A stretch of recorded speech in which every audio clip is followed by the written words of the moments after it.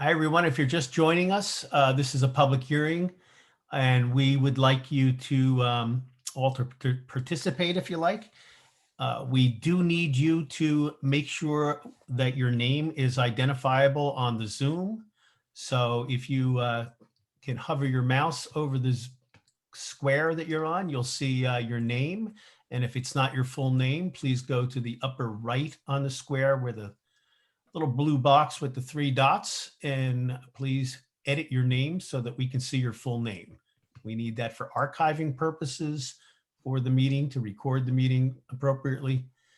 And if you would like to speak, we will be doing this via the chat. If you go on to chat, you can give a message to David Ettinger, our town board member, who is facilitating the meeting, and you will be put in a queue to speak. We currently have nobody in that queue. So we'll give it a few minutes as people are coming in. I see left and right people are coming in. We'll give them a little time to get into the meeting.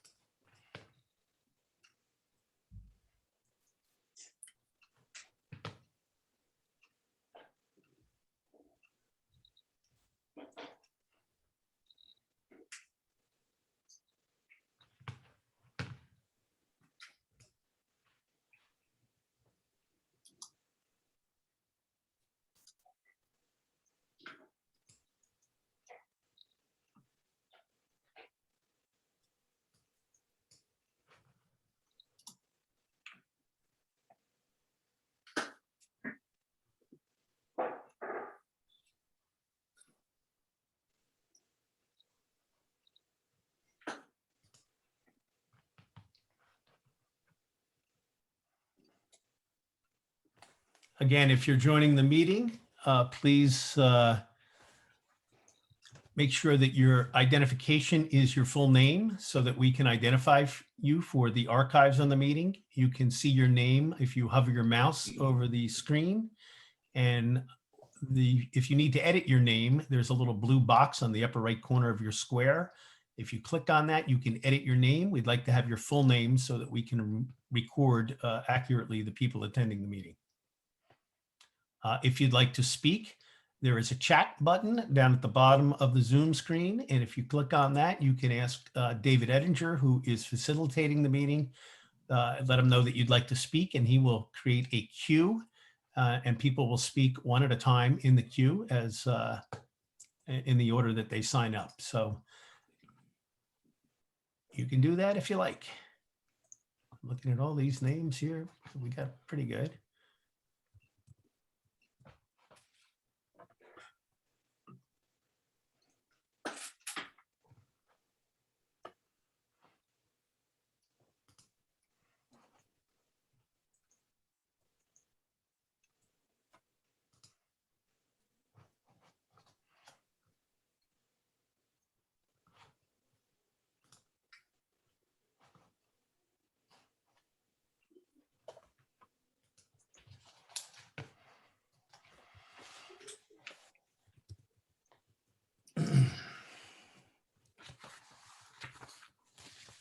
Give it a minute here and we'll start.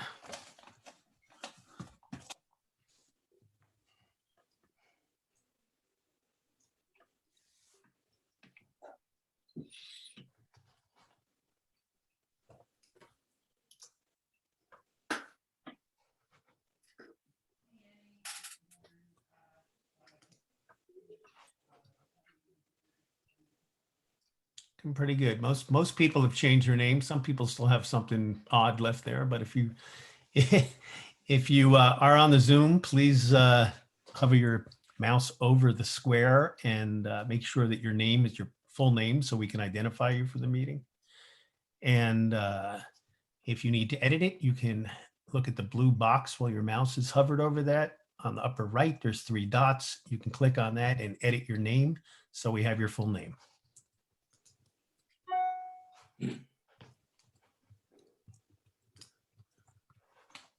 All right. If you'd like to speak, you can go to the chat on the bottom of the screen and you can ask David Edinger, who is our board member who's facilitating the meeting, and he will put you in a queue so that you can speak to the board.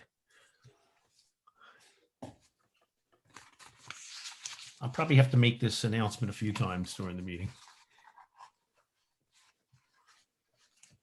All right, it is 7:06.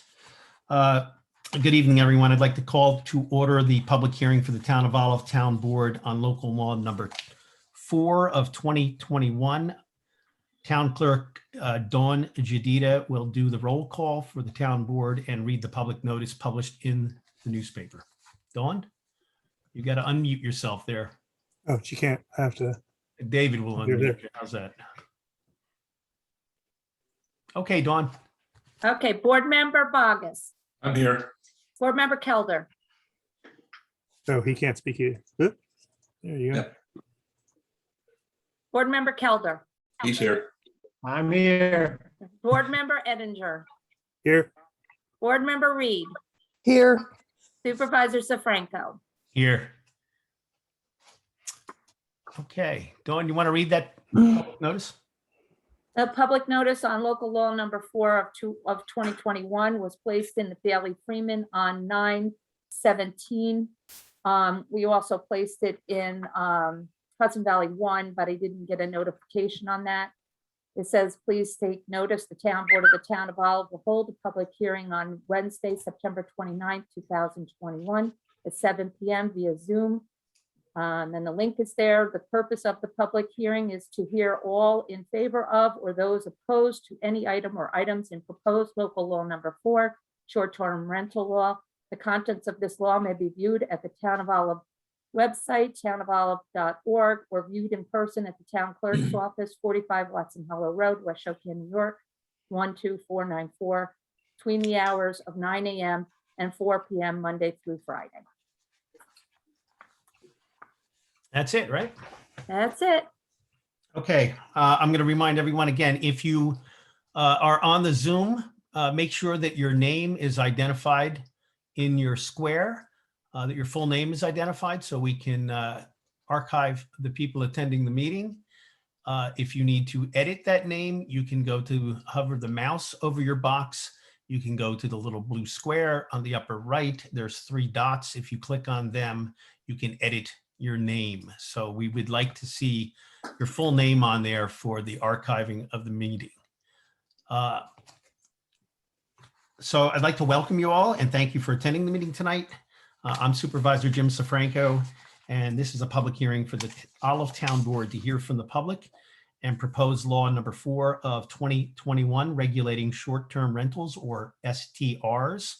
The proposed law was introduced at the September 14th, 2021 Town Board meeting. Before we start, I'd like to set a few ground rules and decorum of which we'd like to follow during the public hearing. If you'd like to speak, you will be required to state your full name and your legal address for the clerk to be able to identify and properly record who is speaking at the hearing. It is also very helpful if on the Zoom ID, you can see your full name displayed during the meeting for archiving purposes. If you I'll remind you again, if you want to chat, if you want to speak, there will be no chat in amongst people during the meeting. If you want to speak, you need to go to the chat, and David Edinger, our town board member, will be moderating this, and he will put you in a queue, and you can chat first come, first served. It'll be available during the meeting. Your comments will need to be limited to 3 minutes. We think we can get pretty much everything you need to say in 3 minutes. If you'd like to speak during the hearing, please go to the chat, ask to be placed in the queue. David Edinger will be facilitating the technical aspects of the hearing, will place you in the queue, and you will be called upon when it is your turn to speak. The chat will not be available to the public for comments and is going to be used solely for queuing up to speak on the record. Again, if I'm seeing some new names come in, if you are just joining us, we are asking you to please be sure that your full name is viewable on the Zoom. If you have not a full name, we'd ask you to please hover the mouse over your box. You'll see a blue box on the upper right, and you can edit your name when you click on that box. We need that for identification purposes for the meeting. The purpose of the meeting the purpose of the public hearing is to give the public the opportunity to voice their opinions, concerns, or support for the proposed law number 4 of 2021. At this meeting, at this public hearing, the town board will listen and will not be commenting or answering any questions during the hearing. This is a hearing for you to voice your opinions and concerns to us. So then in future meetings, we can use this as a reference for any decisions we make. The purpose of the hearing is for the town board and the public to simply hear from you at this time before we engage in any public discussion. This is the beginning of a long process, and at this point, the town board has not made any decisions or recommendations on the proposed regulations. There will be additional meetings where the board will discuss the topic, but tonight we simply wish to hear your comments. We have received many thoughtful emails and have been forwarded to the town board and the zoning committee. I want to thank you all for your submissions and would encourage people who have not submitted any comments to do so at olivesupervisor@gmail.com. This method of communication has been very helpful and has given us some very interesting insights into the issue of which we may not have previously taken into account. So they've been very, very helpful. Everyone has the right to express themselves and be heard during this hearing. I'd ask you all to please be respectful and not make any personal comments about each other and keep the comments to under 3 minutes. Anyone not abiding by the decorum of mutual respect and consideration will be asked to leave the meeting. So once again, I want to thank you all for attending. We value your input. And with that, let's start. Has anyone queued up yet? I have 2 speakers, so if people want to speak, please let me know and I'll put you on the list. Just if you'd like to speak, just go to the chat and let David know, and he will put you on the queue to speak. So let's start. Who's our first speaker? Our first speaker is Sherritt Chase. Let me let him unmute. Should be able to unmute himself now.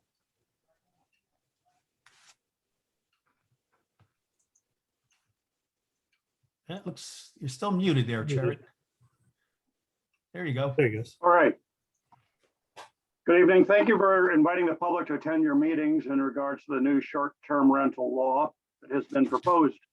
Zoom is an interesting venue for undertaking meetings, but not available to all who have something to say.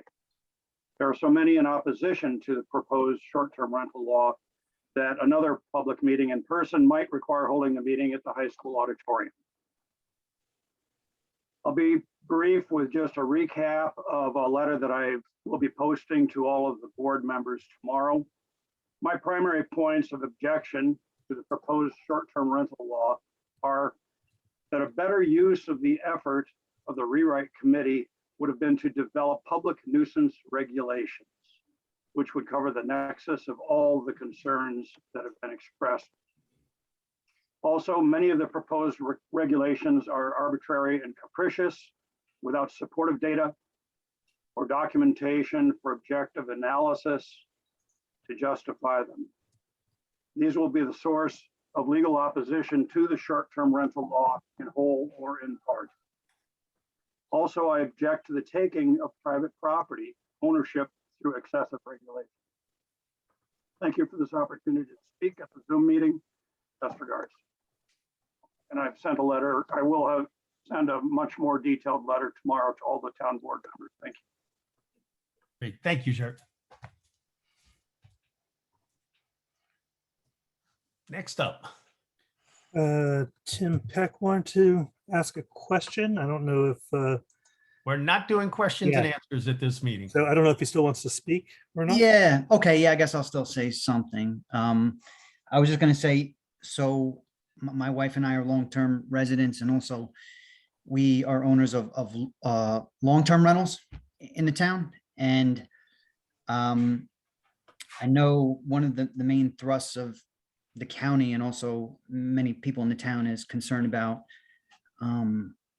affordable long-term housing. And I can say, I mean, just from our standpoint, my wife and I just sort of looking objectively at the numbers. When we put a long-term rental on the market, typically we would get, 10 or 15 responses from potential renters. And just recently in the last few years, that number's double or even triple that. So I do think that's accurate, that there is a shortage of affordable housing in the area. My concern with the regulation is that we may overshoot the cap. So I know the total cap that we're talking about is like 2 to 5%. I think those with existing Airbnbs may have an opportunity to get grandfathered in, but I guess my suggestion to the town would be to consider the cap maybe after everything we see how many actual existing rentals are in town and they get grandfathered in, maybe give it 12 months and then set the cap. That would be my suggestion. I guess my question, I'll ask it anyway, Jim, and you can determine if you want to answer or not, but I was just going to say, I know we got the software to take a look at what the actual numbers are. And I'm curious if that's been put in place yet. And I'm curious to see what the actual numbers are if we have them, but if you want to answer that at a later date, that's fine. I hate to open this door up of answering questions. I really do. Okay, never mind. It puts us on a slippery slope. I will tell you this is public information, that at the last meeting, the board authorized me to sign a contract with Ulster County, who has software and has a deal with Airbnb to report the short-term rentals on the platforms that they monitor. And we will be looking forward to getting that data, because we don't know the number right now of short-term rentals in the town. And we're not even sure if that number is completely accurate. Thank you.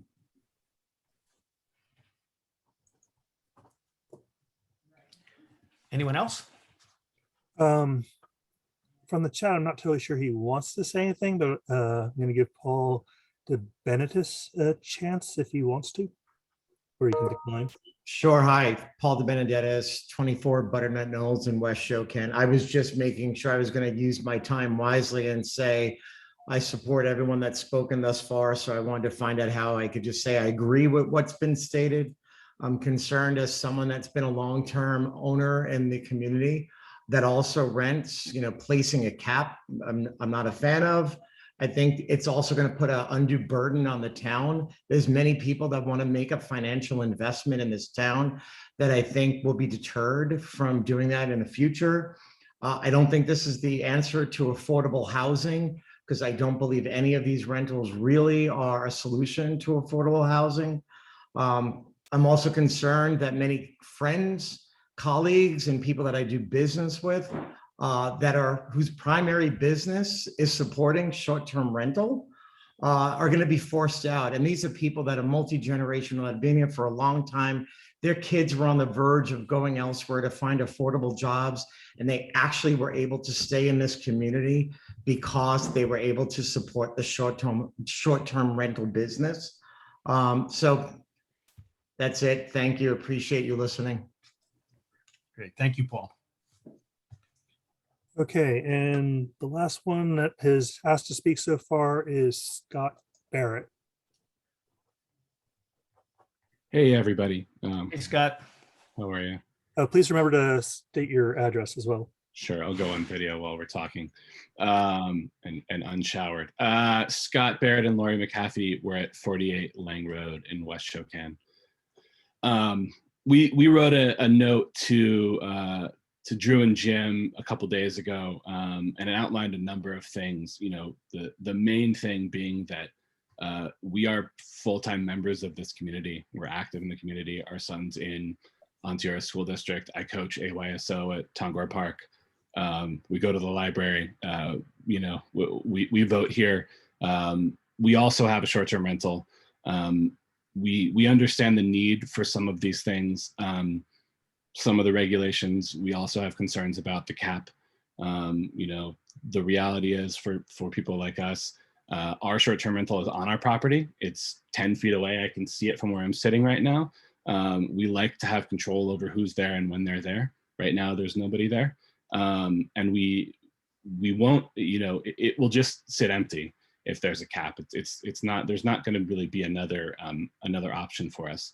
So I wanted to say that. I wanted to say that, or pose another question to the board, which I know you're probably not going to answer right now, but I'm curious at what other measures you're looking to take to try to solve some of these problems. So I think just looking at short-term rentals is a little bit short-sighted and a little bit unfair. And I think there's a lot of different things that are, whether it's a noise complaint or affordable housing or whatever it is. I think there's a lot of things that are impacting that beyond short-term rentals.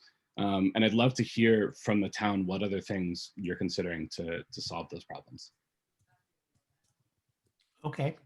We're not going to answer that question tonight, but we will when we have further discussion at a public meeting, when we discuss the issue after we hear all the points of view. Thanks. Okay. We have Kyle Applegate. Please Hi, remember Kyle, your unmute address. yourself. There you go. Yep, Thank gotcha. you. Thank you for hearing our concerns. My husband has been up in this area in Boyceville for like 19 years. He was in Chichester before, and we Excuse really. me, Mike, where do you live? We didn't get your I'm name. sorry. 128 Upper Boyceville Road. Okay, thank you. And I feel like, I mean, my big concern, it says about trailers and campers. We have a camper. Again, it's like 25 feet away from our house in our backyard. And all our renters have, it's a very short term. It's only weekends and it's seasonal. So we're about to shut down our camper for the season. So it's only April 1st to November 1st. Then we have to winterize the camper. So it's really a kind of a short-term thing. And also we've only gotten like weekend renters. We do a strict COVID cleaning protocol for Airbnb. And our renters have been really respectful and quiet. So I'm concerned about a noise ordinance because while our renters are very quiet, all I hear is our neighbors using chainsaws and construction on both sides of us for all summer long. I mean, they built a new house, somebody bought a lot. So, I mean, there's a lot of other construction going on. So I feel like in the Airbnb realm, we're really small fish and we're heading into retirement. My husband's 65 and disabled. And so this money from the Airbnb has really helped us get through COVID. And hopefully it'll be like our pre-retirement plan. So I just want to share that. Thank you. Great. Thank you, Kyle. Okay, we have one more on the list. Jenny Malak and Ariel Sisto. Should be able to unmute now. Hi, it's Jennifer Mulak and Ariel Ciso. We're at 64 Chase Road in Shokan. Thank you for this opportunity and for this public hearing. We have a short-term rental on our property. We also live here as well and can see, we're actually in the short-term rental now. I sent in an email with a more detailed list of our concerns, but just to kind of reiterate some of those, I would say our biggest concern with the current proposed local law number 4 is the occupancy limitations of the 126 days and 26 weekends, I think it is. Just because at this time, we're currently making our living from our short-term rental and would be limited severely if those limitations were put into place. we also agree with some of the other concerns that were raised here. We do think that there is a need to have some kind of regulations in place. So we appreciate that because we do love living here and the privacy and the peace and the quiet and all of that. And we wouldn't want to do anything to compromise that, and understand that there should be some regulations in place. We just hope that what does get decided won't be too limiting for those of us who are living off of this income. Great. Thank you. Thank you so Thank much. you. If you're just joining us, please, if you are on Zoom, make sure that your name is identified in your window. If it's not, you can put your mouse over your window and hover it, and a little blue box will appear on the upper right in which you can click, and you can edit your name so we can see your name for archival purposes of the meeting. If you'd like to speak, please go to the chat at the bottom of the screen and click on it, and you can ask David Edinger, our town board member, who is facilitating the meeting, and he will put you in a queue to speak to the meeting. Okay, I have one more, Brian O'Rourke. Okay. Hi, this is Brian. I've had a little technology glitch, so I missed much of the start here. I hope I don't Okay. repeat myself. Brian, we're also asking people to identify where they live. Okay, I live at 20 DeSeo Road, just off of Bostock, Okay. north of the reservoir. Yep.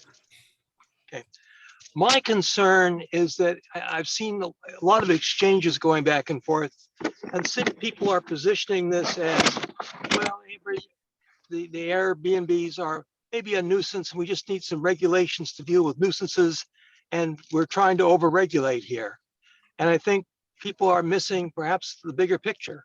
Across this nation, there are many serious problems with Airbnbs, and there are many other jurisdictions, like the city of Santa Monica, where they're either going to eliminate them or severely restrict them. Normal Airbnbs, someone just doing things occasionally, that's fine. But when this becomes an income generator, the sole source of a business, then things can get out of control. And it's so out of control that these other communities are seeing that they have to take some very severe steps. I think Olive needs to take some conservative, wise steps now so that we don't have to repeat the mistakes of these other communities. That's all we're attempting to do here. Not trounce people's rights, but make sure that everyone's rights are respected. Thank you. Thank you, Brian.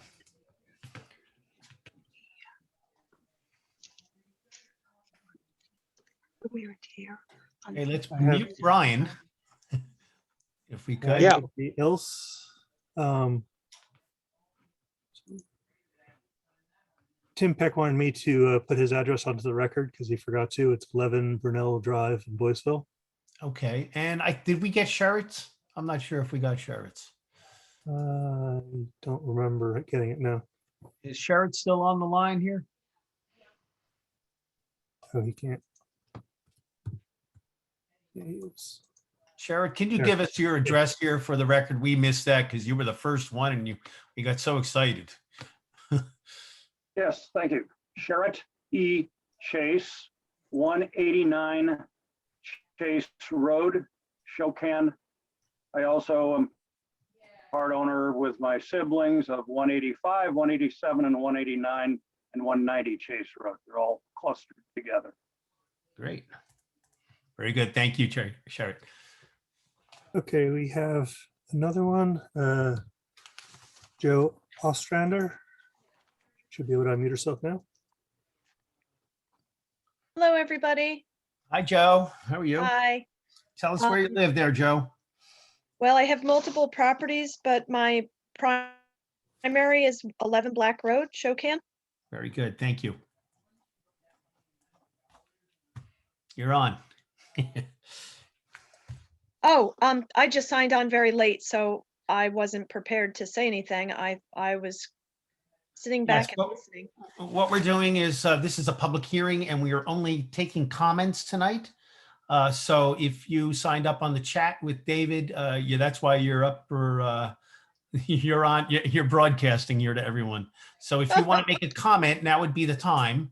And we will be having other hearings and meetings about this, but this is a public hearing to hear comments from the public. So no other comments can be made at any other meeting, just this meeting?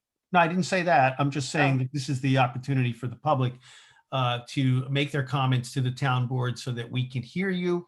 And if we want to make any changes or recommendations to the zoning committee to make changes to the proposed regulations, now's the time for you to let us know. Before we do that, if we make changes, we'll have another public hearing. Okay. Yes, I would like some changes to be made. I do feel it is very restrictive. I am not only a town resident since 2003, I'm also a landlord of long-term rentals, and I do have an Airbnb at my primary residence for the last 5 years. I feel that the way that the law has been written is far too harsh for me to continue to pursue my business. I have a lot of long-term rentals. I've had people with me for 11 years, and I've kind of fed up with the situations that I've had that come with the long-term rentals. And I was looking forward to starting another short-term rental. It's much easier on my properties. It's easier for me to manage as a caretaker, and my properties do not get damaged like they have. I could go on a whole list of things that have happened just lately, as well as for the last, decades. So I feel that I'm hoping that the people who have submitted more details, the board will look at all of the pros and cons of lessening the restrictions so that we can continue to prosper in this town. And I should be able to make use of my property as a citizen here and a town's member. That's all. Thank you, Joe. I will repeat, earlier I said that we received a lot of good emails with a lot of interesting suggestions. And if you like, you can email me at olivesupervisor@gmail.com. And I am archiving all of those emails I'm receiving, and they'll become part of the record. And I'm sharing them with the town board and with the zoning committee. And, it's given us a lot of good insight. I always think that Yeah. more heads talking about a problem are better than, 3 or 4. It's good to get perspectives of people who support Airbnbs or short-term rentals. And it's good to get the perspectives of people who aren't in favor of them as well. So things that we hadn't considered. Do we have any other speakers? Yeah, Josh Zabar. Okay. Josh, you're going to come on. We need your name and your address, please. Your legal address. There we go. In Shokan. Oh, Joshua Zabar is where my your legal legal address is, Josh, so we know where people live who are speaking at the meeting. Okay, my legal address is 3234 North Scottsdale Drive, 1014, Scottsdale, Arizona. Okay. My property in Shokan is on 239 Bostock Road. Okay, great. Thank you. Right one. So I wanted to, I assume that Sherritt spoke already, and I wanted to sort of second his comments, but I've been involved in the short-term rental economy for quite some time. I was one of the first people to start using Airbnbs when it came out, probably like 13 years ago in Los Angeles. I started using it because there's 0 hotels in the town of Venice in Los Angeles, and a lot of people want to visit, and it's a really wonderful thing for the economy. It allows people who don't have access to an area to access something that isn't a hotel, which I think is really important from the perspective of you know, families coming and wanting to spend time together, especially after COVID, you know, reunions of friends who haven't been able to see each other for a really long time. There's something very unique about spending time in a place that is not a hotel. And especially considering the fact that there are very few hotels in the area that we're speaking of in the town of Olive. I want to just mention that, you know, the concept of short-term rental is not evil. It's actually incredibly beneficial to towns. It brings in tremendous amounts of money. It creates tremendous amounts of jobs. And the regulations that have been put in other towns like Ojai, California, like Santa Monica, you really can't compare Ojai and Olive, and you can't compare Santa Monica and Olive. They're two very different places. Santa Monica is a thriving town of you know, almost 100,000 people. They have different regulations based off different things in their own populace. You know, looking at Olive and my experience being there, it's a beautiful place. It's a place that is inviting and it's welcoming. The people are friendly and they're kind and they're nice. And it's seen a huge uptick in growth, I would imagine, since COVID, because people realize that they don't necessarily want to be in cities anymore. So I've seen the STR economy evolve in many other towns. And I think, unfortunately, a lot of times they issue really short-sighted regulations that don't necessarily cut at the core issues. As a renter, when I was doing this in Venice at an apartment there, and I lived in a separate place, I did it for 4 years. I had zero issues with any of my guests because I was an appropriate, you know, renter. I made sure that my guests were not being too loud. If there was an issue, I went over there and I had everything organized properly. If there was an issue, I made sure to handle it, you know, quickly and swiftly so that people around me wouldn't get upset. I think sometimes when you create a rule that's very onerous and sort of arbitrary at the beginning, it limits the ability for people to engage in commerce. And let's be honest, a long-term rental is commerce on a property. A short-term rental is also commerce, so they're in the same bucket. And you know, one of the rights of owning property is the ability to earn money on it. And so I think the real issue here is that, you know, noise complaints and public safety, I think, are the main issues. I don't understand how anyone could rightfully believe that the amount of properties in the rental pool or the amount of properties in the purchase pool is really the issue here, because the vast majority of the short-term rental homes, I think, that we're discussing, obviously mine included, they're second homes for my family. We go up there, you know, 2 or 3 months out of the year. When we're not there, we rent the property out. We can do long-term, we can do short-term. Short-term is more beneficial. It keeps people in there, and it obviously has a lot less damage to the property than my experience doing long-term renters. My long-term renters, you know, they create tremendous amounts of issues to the house, cleaning up, you know, maintenance and upkeep. And actually, I found that doing short-term for me is far better because it keeps things fresher, so to speak. You've got people in there cleaning the property multiple times per week. So, you know, you know, and I'll just, for the record, I'll be candid. My property, you know, I had some folks who were, you know, I had some like micro weddings of 20 people on my property, and some people in the town got pissed off, and I got a notice and I shut it down. And that was an example of someone who did something and they got a notice and then they stopped, as opposed to completely cutting off my ability to rent my property from the beginning, or cutting down the number of days from 365 to 180, which to me is completely arbitrary and actually doesn't do anything other than hurt the local economy.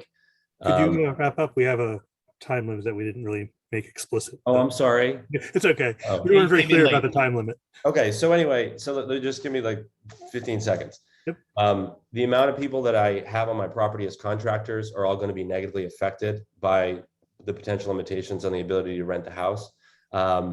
There's about 12 to 15 folks, you know, cleaners, rental managers, et cetera. Limiting the cap on that really only affects the town and affects that. I think if Olive wants people to thrive in the town and to be above the line of the average income line, you have to think about STRs as a really positive benefit to giving more money to the people in the town so they can have those extra income to go on those vacations or whatever it may be. I think by limiting that, you cut businesses that are already struggling to be like 365-day-a-year businesses anyway. So I want to think about that perspective. And also the LLC issue, it's when a family decides to put their property into an LLC or a trust, that's a family decision. And I think that there should be language that's in the proposed law about big corporations coming in and doing it within an LLC. But to say that my family can't put our property in an LLC to protect ourselves legally from a long-term renter or a short-term renter who may want to be litigious and sue, I don't think that's necessarily the way that you guys want to approach it. Thank So you, Josh. Your time is up, my friend. I wish I had known that there was a limit. I apologize. Looks like Marilyn wants to speak, so I will unmute her. Hey, Marilyn, tell us your name and where you live. Oh, wait, you got to unmute yourself first, Marilyn. Sorry.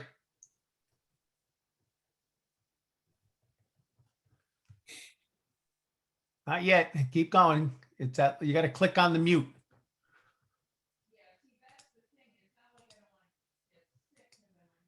Okay, There you go. we're good to go.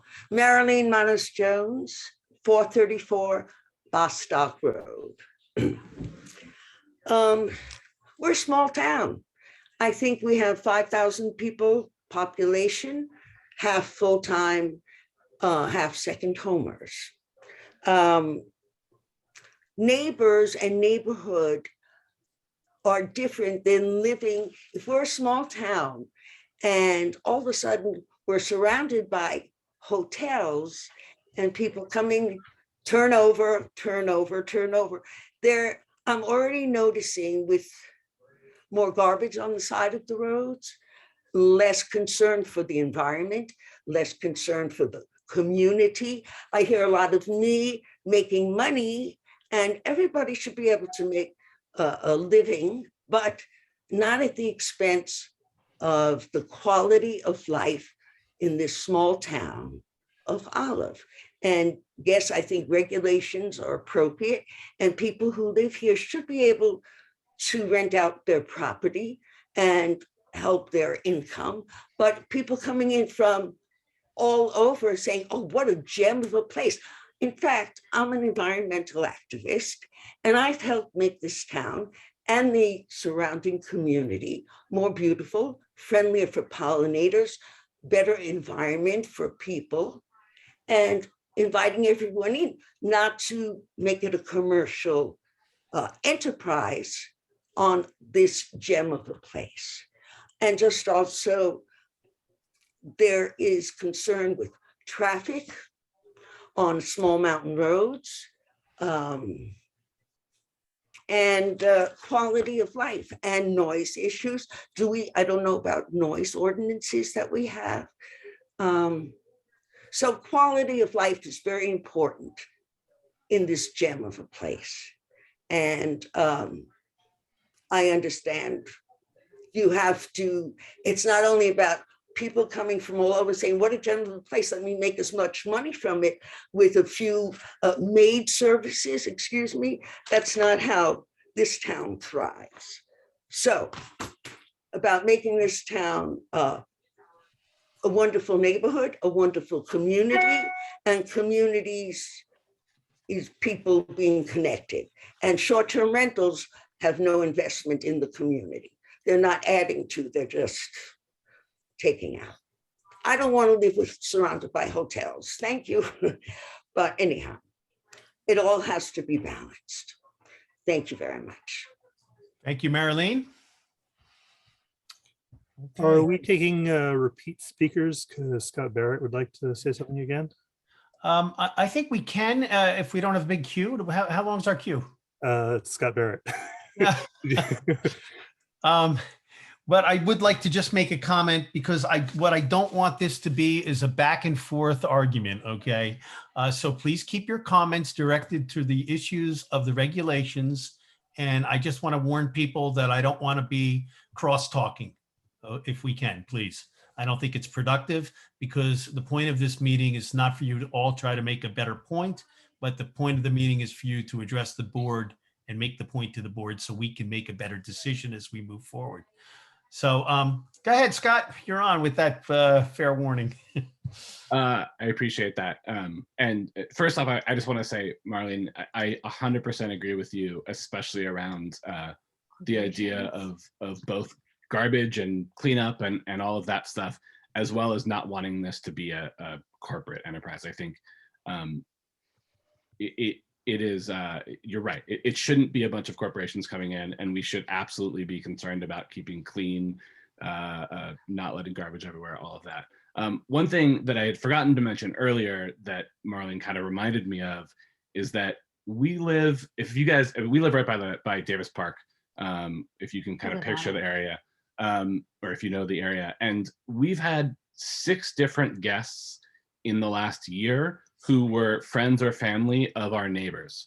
And a lot of them are actually people who grew up in Olive or in West Shokan who are coming home to visit people and didn't have space in the houses to stay in. Our next door neighbors on both sides have had friends and family come spend holidays, things like that. So I think that that's another thing to kind of remember, is it's not all tourists, and it's not all people coming in to kind of take some Instagram pictures and go home. There absolutely are members of the community and family members who do come here. Thank you, Scott. Okay, if you want to speak, it's now's the time to go to the chat. Let David know that you would like to speak. Again, trying to keep the crosstalk to a minimum. You're addressing the board, not each other. Do you have any other? Yeah, Nick Bands. Okay. Where's Nick? Hi, sorry there. Nick Nick, Bands. Tell us your name and where you live. 2638 County Road 3, Nick Bands. Nice okay, Nick, thank you. I actually just wanted to add on to what Scott had just said. I think it connects to Marlene. Our situation in relation to this may be a little different to others in that we were considering building something with the hope of both using it for family stay and short-term rentals to help pay for that. It's during COVID, it's become increasingly hard for people to travel, and my mother's getting old, and coming from the UK, for us to have her come and stay for a long period, it's getting hard for it to be a short-term stay on her end. So we were hoping to build something with the view to having her stay it for longer periods of time, and then be able to rent that out to help subsidize the cost of building. So I think that does connect the two things again, like Scott was saying, that it's not exclusively a business nor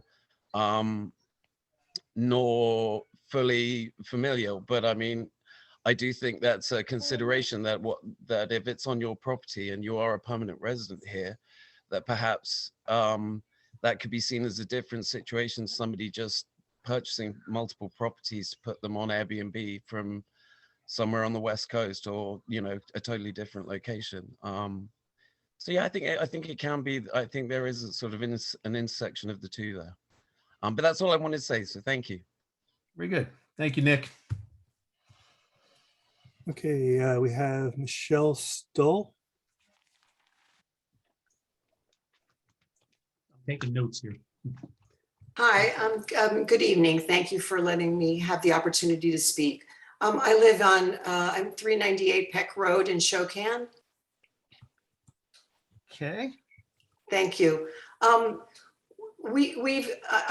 lived in Shokan for many decades. We're connected to the community and really enjoy the quiet lifestyle. And the concern that we have connected to what's occurring in the short-term rental space is the more event-oriented marketing that's going on, sort of underneath the Airbnb or short-term rental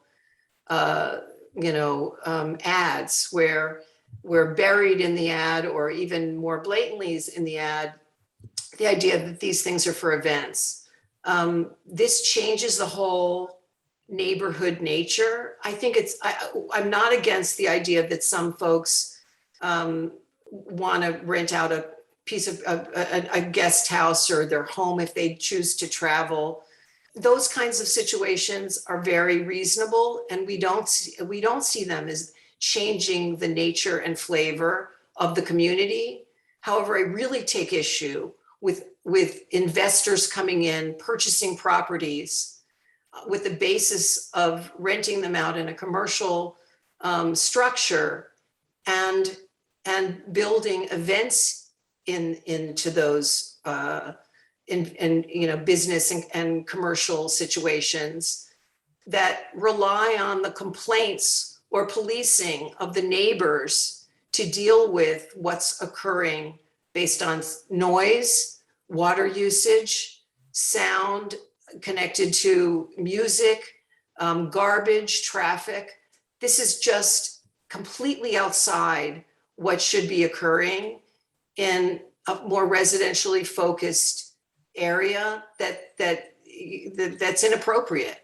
So the concern is not reasonable use and ability to control your own property, but the impact to the community of these other commercial ventures that are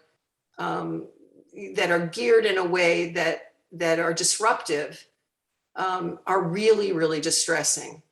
And this piece of it, I'm just, taken aback by the quantity of sort of, sneaky marketing that's going on with sort of, embedding an event space into a neighborhood residential, hospitality type experience. And I encourage the town to limit that for sure, and, restrict that, but also to balance the community. The other concern that I have is that the community will become a community. When we spend time in Santa Fe, and that community has been totally, there are no options for local home ownership in that community. Everything is an Airbnb or a commercial rental.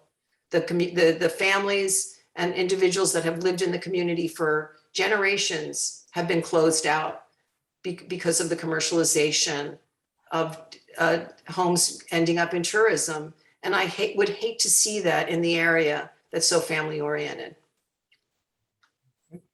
That's time. So Perfect time. Very good, Michelle. Thank you. You hit 3 minutes right on the mark. okay, we have Jenny Perillo next. Hi there. Sorry, I'm like prepping dinner, so you see me right in the kitchen. My name is Jennifer Perillo. I'm at 5106 Route 213 in Olive Bridge. And I want to say I was very pleased when I saw that this is a conversation happening, something that the town is looking to try to gain better control over, because I firmly do believe that there needs to be some sort of, I don't like using the word restriction, but I do really feel like there needs to be a better sense of balance between rentals and affordable places that people can live. Obviously, like a lot of other small areas that already brought a lot of tourists up for the weekend, we've seen exceptional growth. We probably all have seen our property values go up, maybe taxes go up a little bit too because of that. So I do support having limits on short-term rentals. I don't have a problem with there being a cap as to how many days a year and how many weekends a year. What I had a little bit more of issue with are the really strict regulations as to how those would be regulated. It almost seems like, in terms of like having to have inspectors come and get a permit, it felt like it was really holding anyone who was going to consider a short-term rental to the same standards as you would a motel, a hotel, or a B&B. And to me, that doesn't sit right. I mean, I haven't rented my house in a very long time. I live here full time, but as expenses get a little bit tighter and I try to figure out a family vacation, I consider, well, maybe the way I can afford a family vacation is if while I'm gone for a week or two, I rent my house out. to be able to pay to go someplace. And the idea that if I wanted to do that once or twice a year to finance my own family vacation, I have to get a permit and I have to have an inspector come. I take a lot of issue with that. This is my house. I should be able to do that once or twice a year if I wanted to. So I don't know if that's something for people who just live here year round. And again, maybe they want to use their property, their home, not their property. It's my home. It's where I live full time.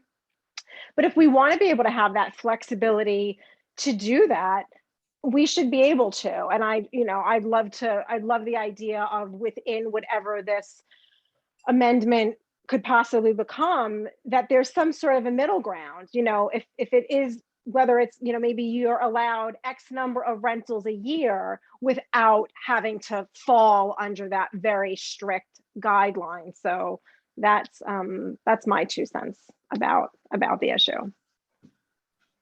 Great. And thank you. Thank you, Jenny. Appreciate it. I have no one left in the queue. If you want to speak, you go to the chat. Let Mr. Edinger know that you'd like to speak, and you can speak at the public hearing.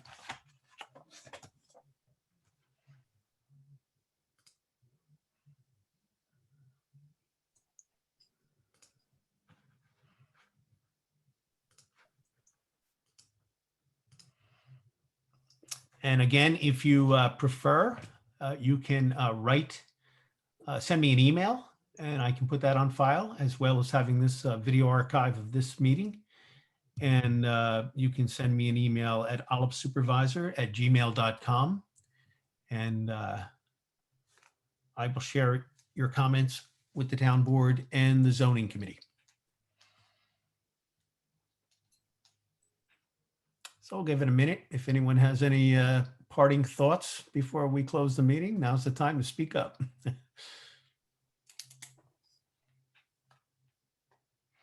Like I said, this is going to take this is going to be a longer process. We'd like to, listen to you tonight, look at the comments that we've received, and we are in the middle of budget process, so that's going to take up a lot of our time. So this is probably going to not be addressed until I would say November at the earliest of this year. In which case we would probably bring it up at a regular board meeting and have a more open discussion with the board.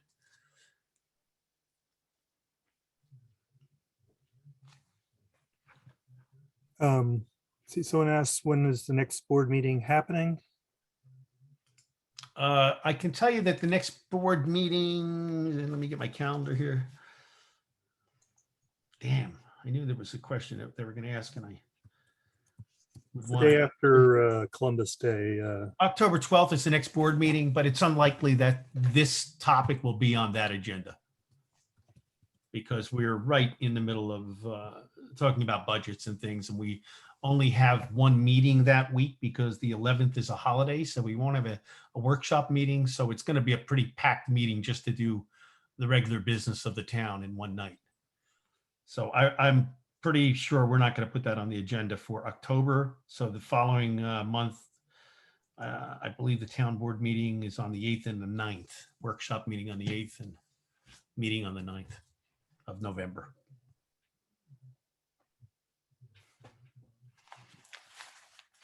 Any other comments? This is your chance.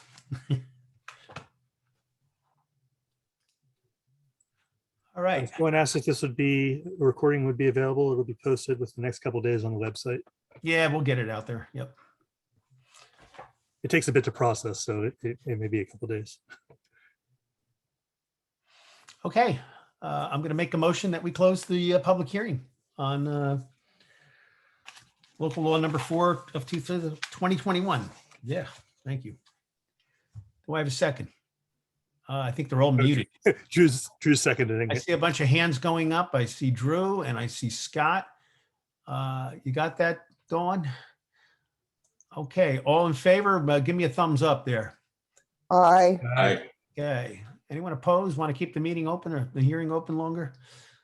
No opposition, so therefore it's closed. I thank you all for coming tonight, and I appreciate all the comments we were able to hear.